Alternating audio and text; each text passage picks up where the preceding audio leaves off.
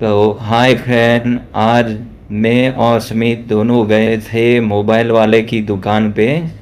तो हमने मोबाइल का जो कवर हमारा टूट गया था वो हमने डलवाया है और कवर आया 100 रुपये का मोबाइल का।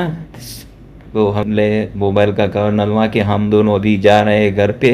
तो फिर हम रहने वाले हैं हमारे बड़े भाई के वहाँ।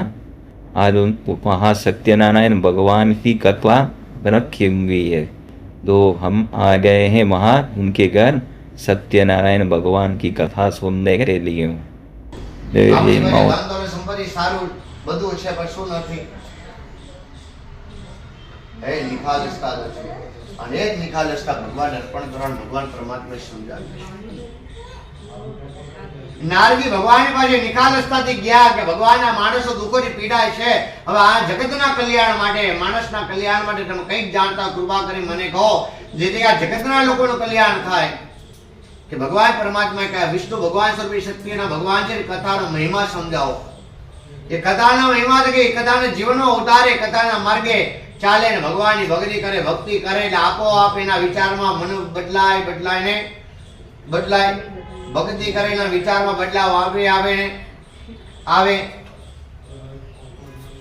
અને એટલા માટે ભગવાન પ્રથમ કથામાં કહે છે ભક્તિ કરતા છૂટે મારા પ્રાણ પ્રભુજી એવું માંગો છું રહે જન્મ તાર સાથ પ્રભુજી એવું માંગો છું। ભગવાન પરમાત્માની ભાઈ ભગવાન કથાનો મહિમા ભગવાન સમજાવ ધર્મ થકી ભગવાન બોલે છે, ધર્મ સિવાય ભગવાન કઈ મળતા નથી।